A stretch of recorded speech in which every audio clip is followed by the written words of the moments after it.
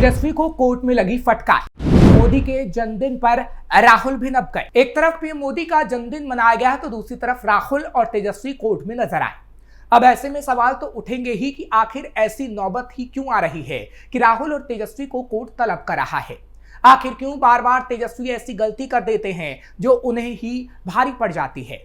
क्योंकि कोर्ट तक तो ठीक है, लेकिन अगर चुनाव से पहले तेजस्वी को सलाखों के पीछे जाना पड़ा तो मुश्किल होगी। ऐसे में सवाल है कि क्या तेजस्वी अपनी गलतियों से सीख लेंगे। नमस्कार, कैपिटल टीवी का खास शो विवाद सवाल देख रहे हैं आप। मैं हूं आपके साथ हर्ष भारद्वाज। आज 17 सितंबर 2025 प्रधानमंत्री नरेंद्र मोदी का जन्मदिन, जहां पर एक अनोखा संयोग देखने को मिला है। जब देश के प्रधानमंत्री नरेंद्र मोदी का जन्मदिन है, उसी दिन जमुई व्यवहार न्यायालय में कांग्रेस नेता राहुल गांधी और राजद नेता तेजस्वी यादव, साथ ही साथ वीआईपी प्रमुख मुकेश सहनी के खिलाफ दायर एक परिवाद की सुनवाई हुई, यानी एक केस की सुनवाई हुई। मामला बिहार के दरभंगा जिले में हुई एक राजनीतिक रैली के दौरान दिए गए आपत्तिजनक भाषण से जुड़ा हुआ है। वोटर अधिकार यात्रा के दौरान दरभंगा में राहुल गांधी, तेजस्वी यादव और मुकेश सहनी की मौजूदगी में प्रधानमंत्री नरेंद्र मोदी और उनकी मां को लेकर आपत्तिजनक भाषा का इस्तेमाल किया गया था। इस पूरे मामले को लेकर जमुई निवासी सतीश चंद्र गुप्ता ने जमुई व्यवहार न्यायालय में एक परिवाद दाखिल किया था। इस मामले पर अधिवक्ता ब्रजनंदन सिंह का कहना है कि मामला पूरी तरह से एक प्रायोजित और सुनियोजित साजिश का हिस्सा है। परिवाद में राहुल गांधी, तेजस्वी यादव और मुकेश सहनी सहित करीब 100 से ज्यादा अज्ञात लोगों को भी नामजद किया गया है। मामला भारतीय दंड संहिता की कई गंभीर धाराओं के तहत दर्ज किया गया है और कोर्ट में यह मामला पहुंचा है तो आज उसकी सुनवाई भी हुई है। गाली गलौज और अभद्र भाषा का आरोप। सतीश चंद्र गुप्ता के अधिवक्ता ब्रजनंदन सिंह ने जानकारी दी है कि दरभंगा की उस सभा में मंच से खुलेआम गाली गलौज की गई और प्रधानमंत्री नरेंद्र मोदी और उनकी मां के प्रति बेहद अभद्र टिप्पणी की गई। ये न सिर्फ नैतिक रूप से गलत है, बल्कि कानून की दृष्टि से भी गंभीर अपराध की श्रेणी में आता है और तेजस्वी और राहुल गांधी को सजा होनी ही चाहिए। सुनवाई की तारीख बनी चर्चा का विषय। आज जब इस मामले की सुनवाई हुई, उसी दिन प्रधानमंत्री का जन्मदिन होना चर्चा का विषय बन गया। राजनीतिक गलियारों में इसे एक संकल्प बनाम अपमान का दिन बताया गया, जहां एक और देश के प्रधानमंत्री के जन्मदिन पर सेवा कार्यों में कार्यकर्ता लगे हैं, लोग लगे हैं, वहीं दूसरी ओर उनके मान सम्मान से जुड़ा मामला न्यायालय में है और अपमान करने वालों को कड़ी फटकार कोर्ट से लग रही है। दरभंगा में विवादित बयान ने मचाया था बवाल। दरअसल दरभंगा में वोटर अधिकार यात्रा के दौरान महागठबंधन के मंच से प्रधानमंत्री नरेंद्र मोदी की दिवंगत मां को लेकर आपत्तिजनक टिप्पणी की गई। इस बयान पर पीएम मोदी ने भी तीखी प्रतिक्रिया देते हुए कहा था कि विपक्ष अब उन पर नहीं बल्कि उनकी स्वर्गवासी मां पर भी हमला कर रहा है।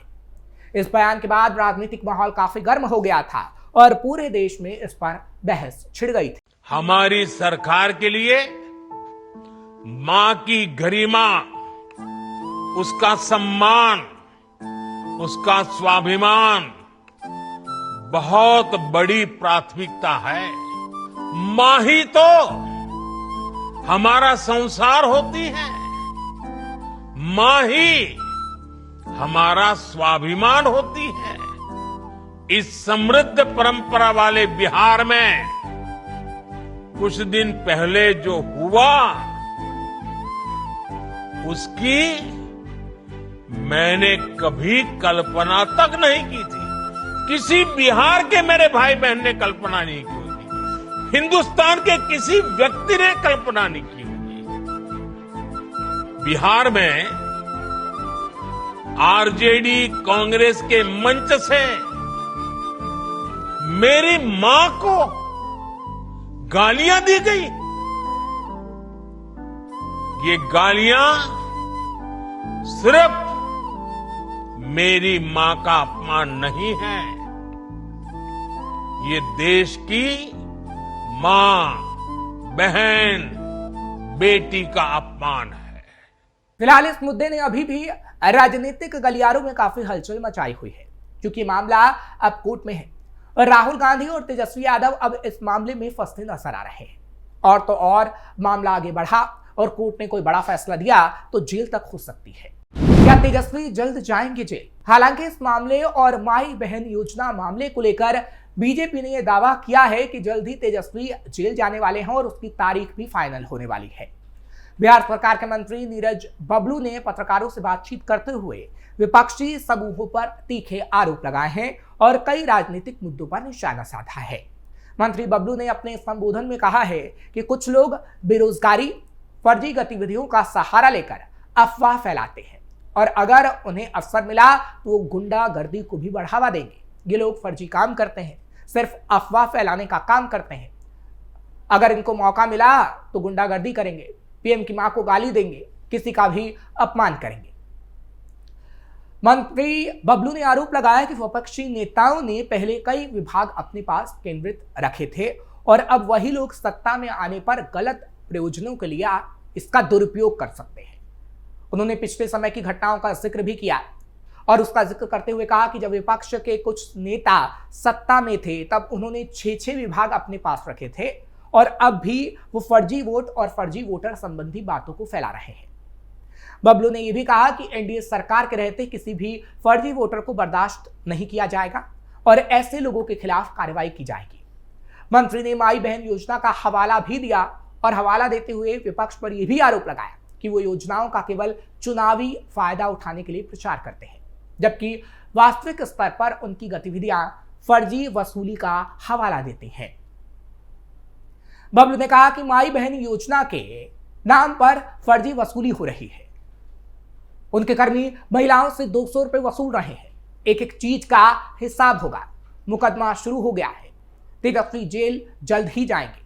उन्होंने यह भी कहा कि विपक्षी कई सालों से झूठ और अफवाह की खेती कर रहे हैं और जनता अब इन झूठों को नहीं अपनाने वाली। मोदी आ गए, ना आरक्षण बदला ना संविधान। अब ये लोग फर्जी वोट हल्ला कर रहे हैं। मंत्री ने कहा कि झूठ ज्यादा दिन नहीं टिक सकता। लोग जानते हैं कि पीएम मोदी ने कितना काम किया है। ये चाहे मोदी को गाली दे ले या फिर मोदी को लेकर भ्रम फैला ले, अब जनता इनकी बातों पर विश्वास करने वाली नहीं है। तेजस्वी के खिलाफ कई मामले दर्ज। बिहार के पूर्व उप मुख्यमंत्री और नेता प्रतिपक्ष तेजस्वी यादव पर प्रधानमंत्री नरेंद्र मोदी के खिलाफ अभद्र टिप्पणी करने का कई बार आरोप लग चुका है। इस मामले में उत्तर प्रदेश के शाहजहांपुर और महाराष्ट्र के गढ़चिरौली में अलग अलग केस भी दर्ज हो चुके हैं। तेजस्वी यादव पर कई आरोप लगे हैं। आरोप यह है कि वो पीएम मोदी को लेकर आपत्तिजनक शब्दों का इस्तेमाल करते रहे हैं। देश के प्रधानमंत्री को वो पॉकेट मार तक कह चुके हैं और पॉकेट मार कहकर पीएम को संबोधित कर चुके हैं। शाहजहांपुर में एफआईआर। पहला मुकदमा शाहजहांपुर के सदर बाजार थाने में बीजेपी महानगर अध्यक्ष शिल्पी गुप्ता की तहरीर पर एफआईआर दर्ज की गई थी। शिकायत के मुताबिक राजद के आधिकारिक एक्स ट्विटर हैंडल से प्रधानमंत्री नरेंद्र मोदी की तस्वीर के साथ आपत्तिजनक पोस्ट साझा किया गया था। इस मुकदमे में साक्ष्य के रूप में जोड़ा गया। इसके अलावा उसी दिन पटना स्थित राजद कार्यालय में प्रेस कॉन्फ्रेंस के दौरान तेजस्वी यादव ने प्रधानमंत्री नरेंद्र मोदी को पॉकेट मार कहकर संबोधित किया था। बीजेपी ने इस बयान को गंभीर बताते हुए कार्रवाई की मांग की थी। शाहजहांपुर एसपी राजेश द्विवेदी ने बताया था कि बीएनएस की धारा 353(2) और 197(1)(a) के तहत मामला दर्ज किया गया है और जांच इस मामले में चल रही है।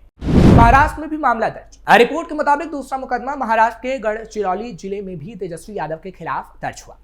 बीजेपी विधायक मिलिंद नरोटे की शिकायत पर पुलिस ने राजद नेता के खिलाफ भारतीय न्याय संहिता की धारा 196 यानी समूहों के बीच दुश्मनी बढ़ाना, धारा 356 मानहानि, धारा 352 जानबूझकर अपमान कर शांति भंग करना और धारा 353 सार्वजनिक व्यवस्था प्रभावित करने वाला बयान के तहत मामला दर्ज किया।